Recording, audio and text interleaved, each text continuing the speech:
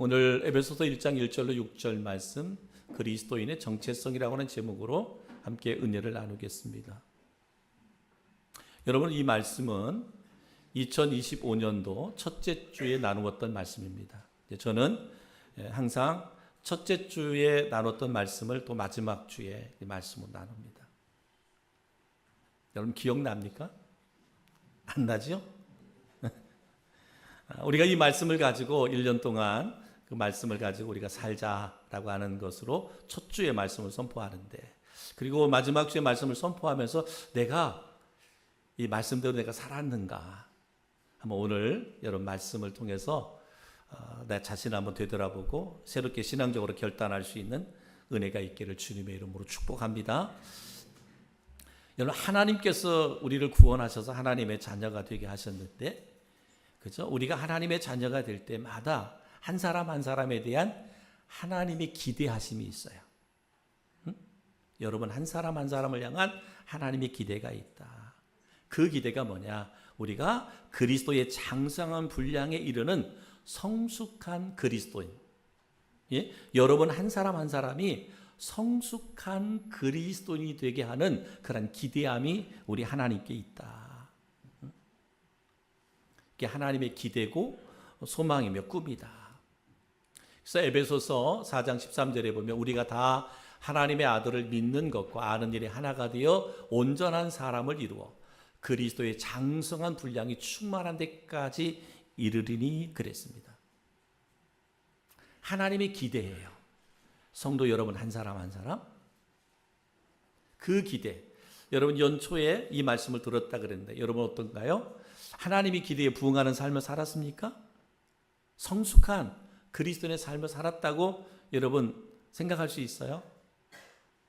오늘 말씀을 통해 내 자신을 되돌아보고 혹이라도 내가 성숙한 그리스도 살지 못한 부분들이 있다면 다시 한번 우리가 깨닫고 회개하면서 더 성숙한 그리스도인으로, 또 그렇게 살아온 성도가 있다면 앞으로는 더더욱, 그죠? 주님의 기대와 소망의 꿈에 부응할 수 있는 그 성도로 자라갈 수 있는 은혜가 있기를 주님의 이름으로 축복합니다.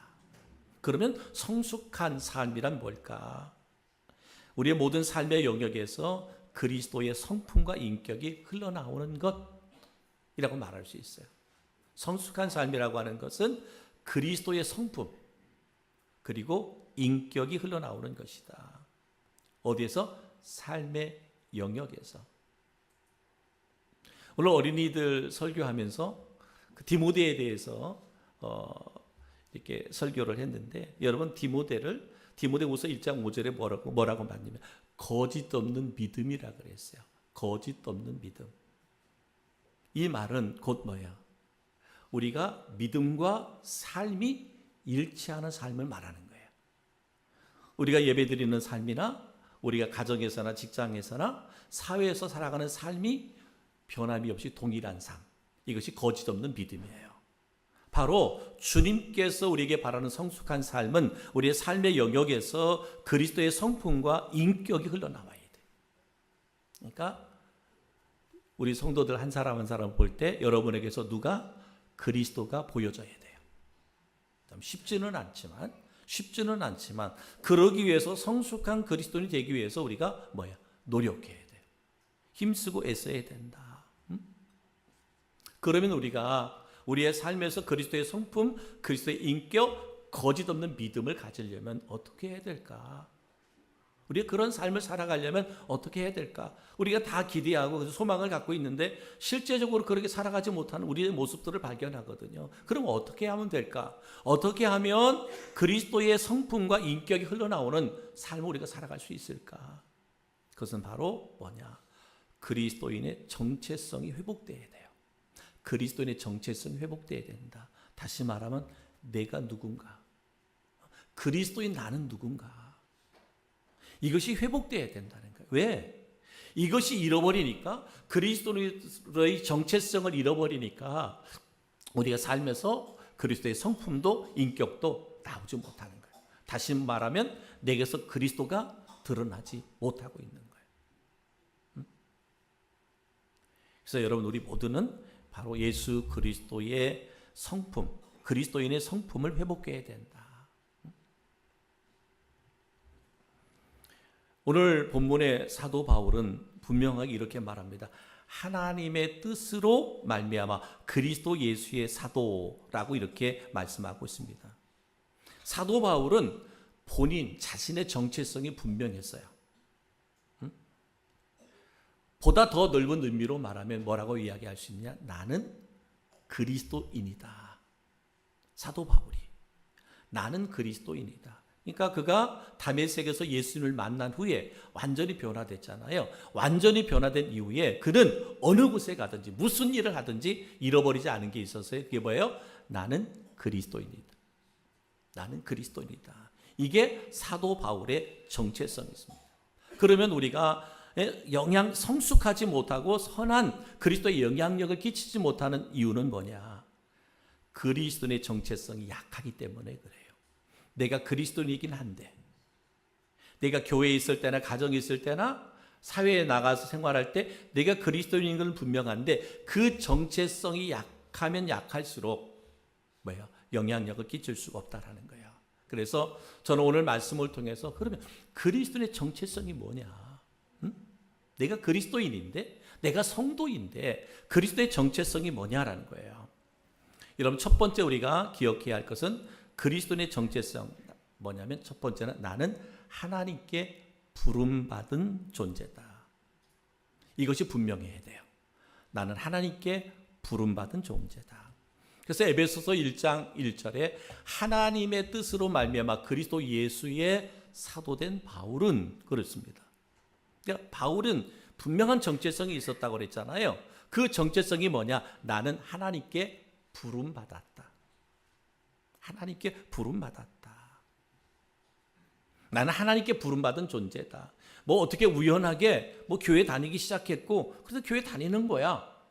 이런 성도가 아니라 분명한 것은 내가 그 누군가로 인해서 전도가 됐든 아니면 내 발로 교회를 찾아왔든 지금 믿음을 가지고 살아가는 성도에게는 내가 누구인지, 내가 하나님 앞에 부르심을 받았다고 하는 그런 존재다. 이 정체성이 분명해야 돼요.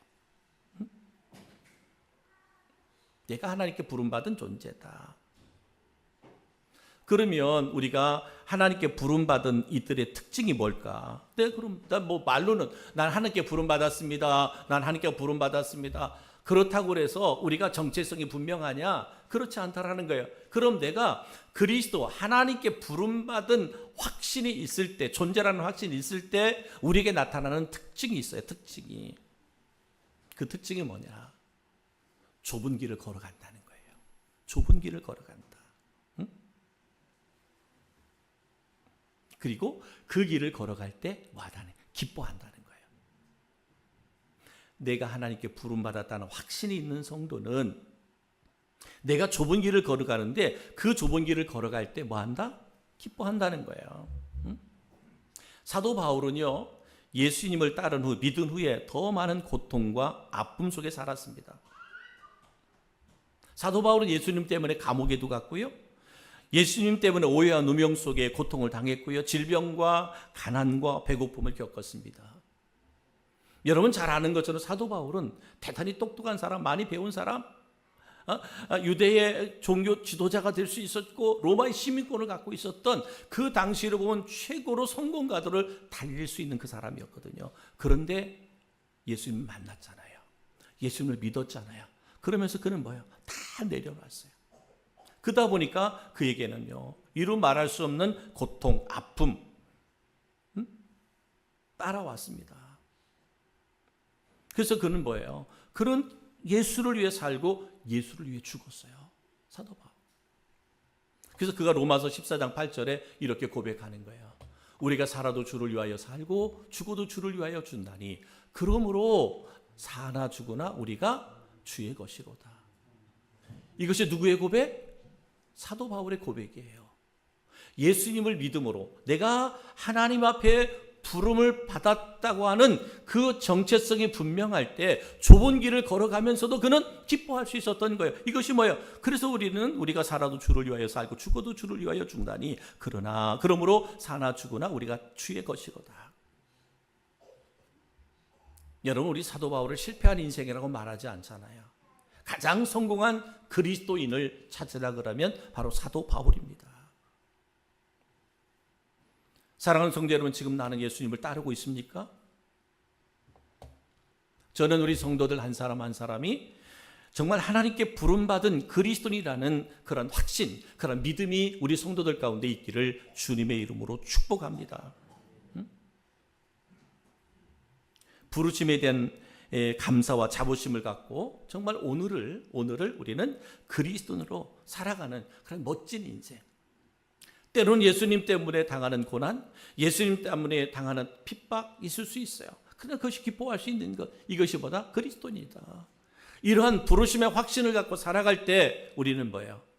성숙한 그리스도인 될 수 있어요. 삶에서 많은 사람들에게 선한 영향력을 끼칠 수 있는 그리스도의 성품과 인격이 나타나는 그런 삶을 살 수 있다라고 하는 것이죠. 두 번째는 뭐냐? 두 번째 그리스도의 정체성. 두 번째는 뭐냐면 그리스도 안에서 구별된 자다.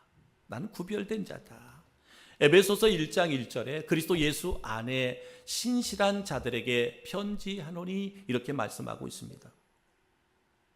여기서 말하는 신실한 자란 무엇을 의미하냐? 바로 구별된 삶을 살아가는 자를 말합니다. 구별된 삶을 살아가는 자. 그러니까 그리스도의 정체성은 신실한, 구별함을 입은 자, 신실한 자를 말하고 있습니다. 도서출판 대장장의 대장간을 세운 박규삼 씨는 거꾸로 사는 삶에서 그리스도의 정체성에 대해서 이렇게 이야기를 했습니다. 그래서 그 초대교회 시절 그리스도인, 초대교회 그리스도인이라는 호칭은 이것은 많은 사람들로부터 야, 본받아야 되겠다라고 하는 그런 호칭이 아니었다라고 말하는 거예요. 세상의 가치관으로 볼 때 오히려 이상한 사람, 낯선 사람, 왕따 당하는 사람을 지칭할 때 사용됐습니다. 저 왕따, 그놈이 그리스도인이었어요. 좀 이상하다, 또 낯설다 하는 사람. 그래서 그리스도인은 본받을 사람이 아니라 도리어 구경거리. 그러면서 자녀들에게 뭐라 해요? 그리스도인들을 향하면서 뭐라 해요? 저 사람처럼 되면 안 돼. 응? 저 사람들처럼 되면 안 돼. 그렇게 불려졌던 이름이 누구? 그리스도인. 세상의 기준으로 보면 너희들 절대로 저런 사람처럼 되면 안 돼. 그게 그리스도인이라는 호칭이었다는 거죠. 그런데 오늘날 그리스도인들과 교회는 어떻습니까? 이상한 사람, 낯선 사람이라는 의미에서 구경거리가 아니라 세상 사람들로부터 인정받고 사람들로부터 부러움의 대상이 되는 의미에서 구경거리가 되고자 안간힘을 쓰는 거예요. 우리가 그리스도인으로 온전하게 정말 낮은 자의 모습으로 고난 가운데서 기뻐하며 감사하고 찬양하는 그런 삶이 아니라 모든 사람들로부터 높임을 받고 인정을 받고 존귀 여김을 받는 그러한 사람이 되기를 원하는 거예요. 그래서 뭐예요? 열심히 주를 섬기고 헌신하는 사람들이 알아주기보다는 세상적으로 성공한 사람들, 이런 사람들을 알아주잖아요. 근데 거기에 누가? 거기에 그리스도인들이 소속되어 있다라는 거예요. 그래서 뭐예요? 교회들도 뭐예요? 우리 교회는 최고로 큰 교회를 건축해야 돼. 내가 주님을 위해서 헌신하고 충성하는 것은 없으면서도 내가 그런 교회에 소속되어 있는 성도라는 것에 대해서 긍지를 갖고 자부심을 가자. 저 시골에서 목회하는 목회자들은 뭐예요? 정말 우습게 여겨요. 목사같이도 여기지 않아. 내년에 저희가 섬기는 선교하는 교회가 그 예천에, 경북 예천에 하금교회라고 하는 교회를 섬깁니다. 내년부터 섬기게 되어 있어요. 노인 10명만 모인다는 거예요. 노인 10명. 목회자를 찾는데 목회자가 안 온대요. 어른 노인들 10명이 모여서 그러니까 안 온대. 그래서 은퇴하신 목사님이 영주에 사시는데 79세 먹은 목사님이 주일에 가서 예배만 인도하신다는 거예요. 그래서 교회에서 그 목사님에게 교통비로 한 달에 20만 원만 드린다는 거예요.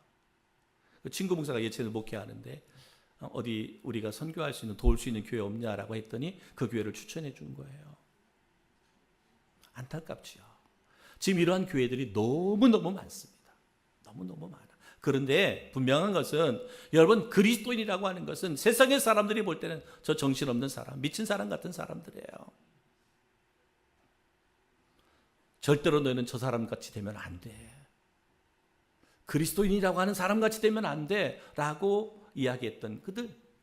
그러나 주님은 그들을 인정하셨고, 주님은 그들을 통해서 영광 받으셨고, 주님은 그들을 통해서 하나님의 나라를 세워갔습니다. 사랑하는 성도 여러분, 나는 그리스도 안에서 구별된 그리스도인이다. 이 정체성이 여러분 분명해야 되는 거예요. 이것이 분명할 때 우리는 뭐예요? 승리할 수 있는 거죠. 자기 이익을 챙기기도 바쁜 세상에서 이웃의 이익을 걱정하고 양보하는 이들, 여가 활동하기도 바쁜 주말에 하나님께 예배하고자 온전히 하루를 사용하는 이들, 경제적으로 힘들고 어려운 시대에도 하나님께나 이웃에게나 인색하지 않고 아낌없이 드리면서 늘 부족하게 가슴 아파하는 이들이 누구예요? 이들이 그리스도인이죠.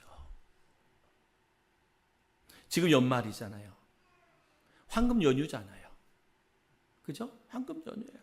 얼마든지 우리는 여가 활동을 하고 얼마든지 우리의 삶을 즐길 수 있는 그러한 시간들일 수 있거든요.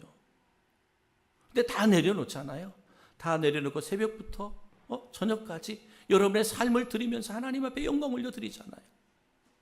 최선을 다하고 마음을 다하여 그 감사의 마음을 예물에 담아 또 주님 손에 올리기도 하잖아요. 내 가족을 위해서는 외식 한번 못하면서도 어렵고 힘든 선교지의 선교사들을 위해서 기꺼이 나의 모든 예물을 드릴 수 있는, 세상의 기준으로 보면 바보잖아요. 여러분 바보잖아요. 세상의 기준으로 보면 여러분처럼 바보인 사람이 어디 있어요? 그러나 여러분, 저는 우리 성도들이 바보 그리스도인이었으면 좋겠어요. 세상의 기준은 우리를 향하여 바보라 할는지 모르지만 우리 주님께서 여러분을 볼 때 그래, 바보 그리스도인, 너희들이 참 귀하다.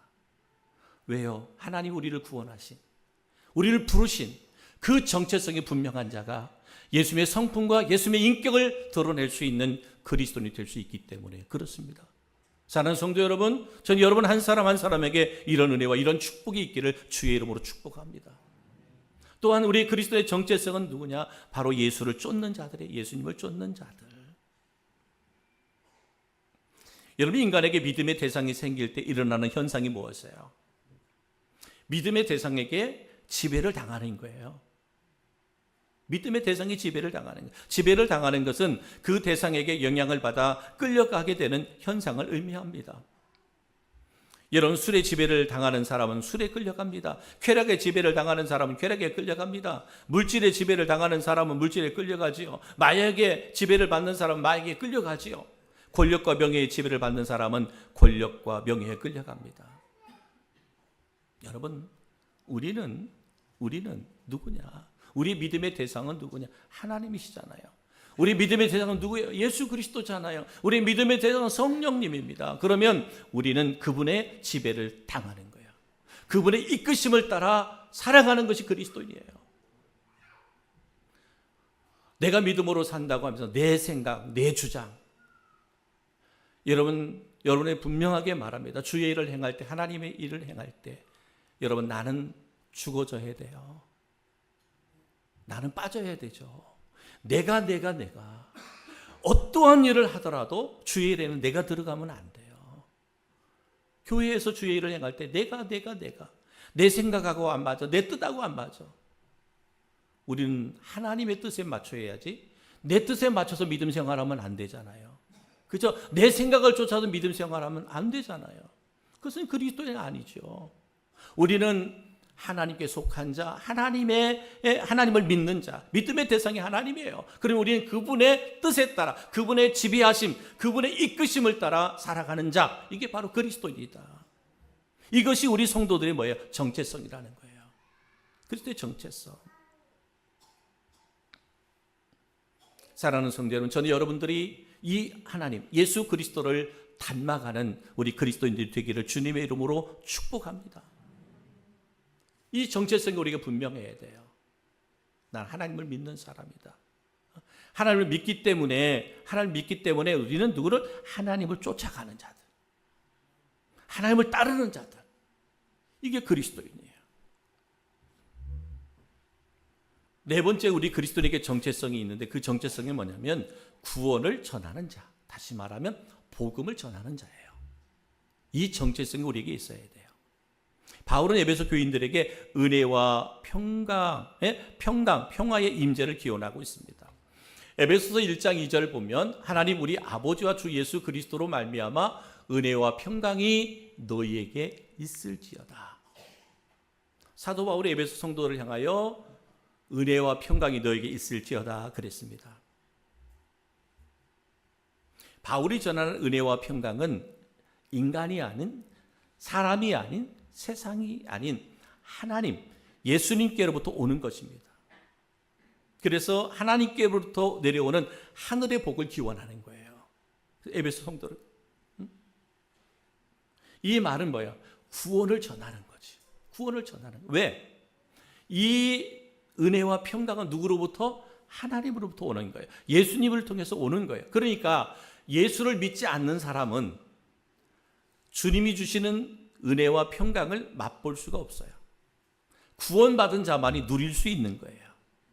그러니까 뭐예요? 그리스도의 그 은혜와 평강은 구원받은 자만이 전할 수 있는 거예요.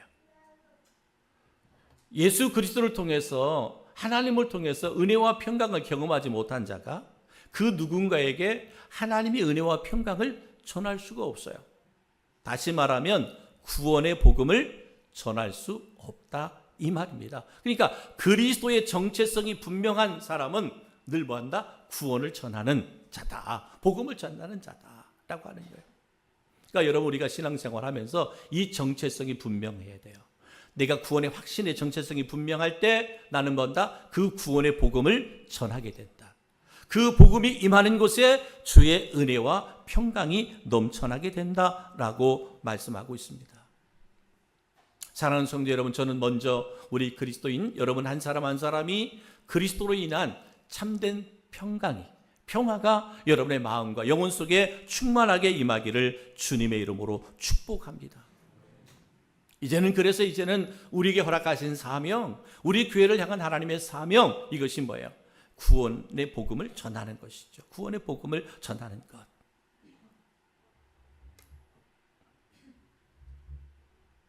구원의 감동을 이웃들에게 전하는 복된 삶. 이것이 바로 그리스도의 정체성에서 온다. 우리 그리스도의 정체성에서 온다. 마지막으로 다섯 번째는 그리스도의 정체성은 뭐냐? 바로 신령한 복을 받은 자라는 거예요. 신령한 복을 받은 자다.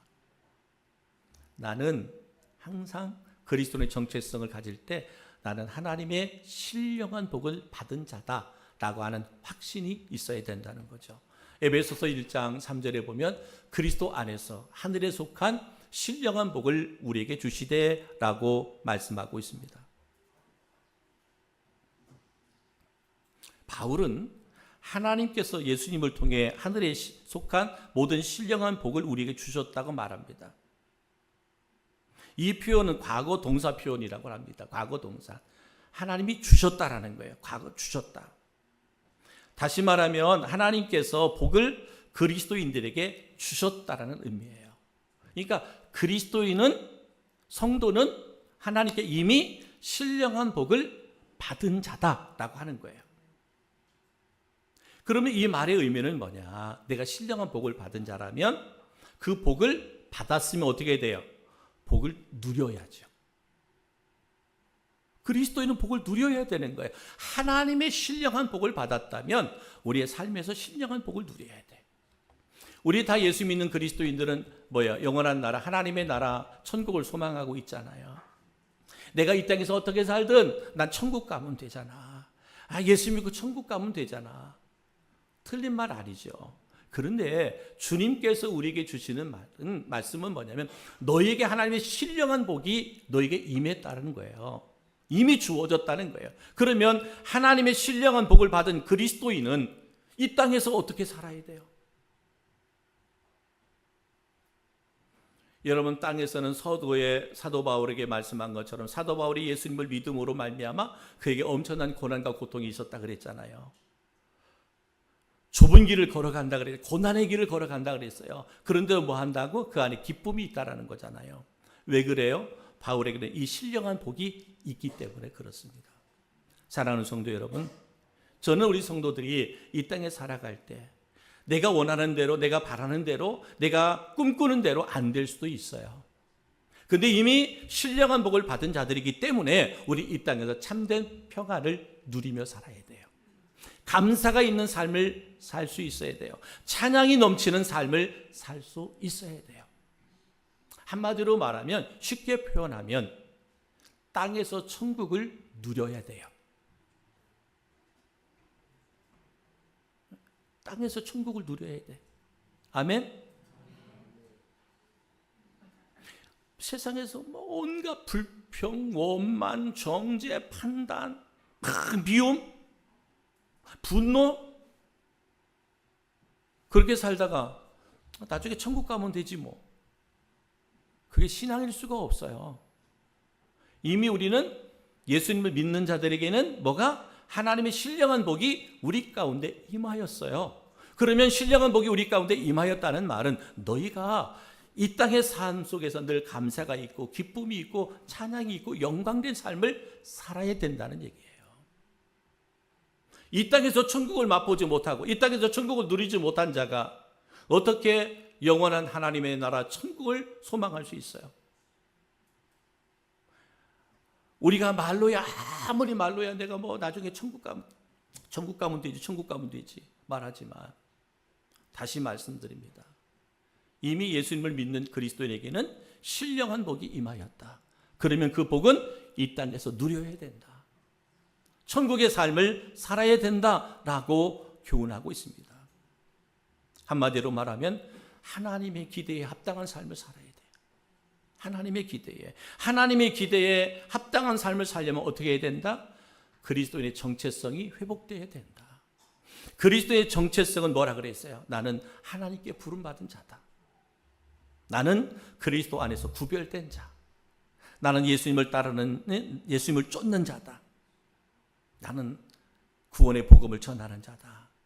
나는 하늘의 신령한 복을 받은 자다. 이런 정체성이 우리 가운데 분명할 때 우리는 이 땅에서 그리스도의 성품, 그리스도의 가치관을 갖고 살아가는 그리스도인이 될 수 있습니다.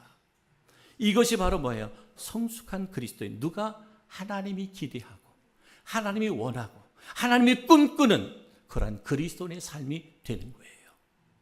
사랑하는 성도 여러분, 이제 한 해를 보내는 이 마지막 주일 한번 내 자신을 되돌아보면서 성숙한 그리스도인의 정체성을 가지고 날마다 승리의 삶을 살아갈 수 있기를 바라며, 여러분 이런 믿음과 신앙과 확고한 신앙을 가지고 우리가 2026년도 새해를 맞이해야지.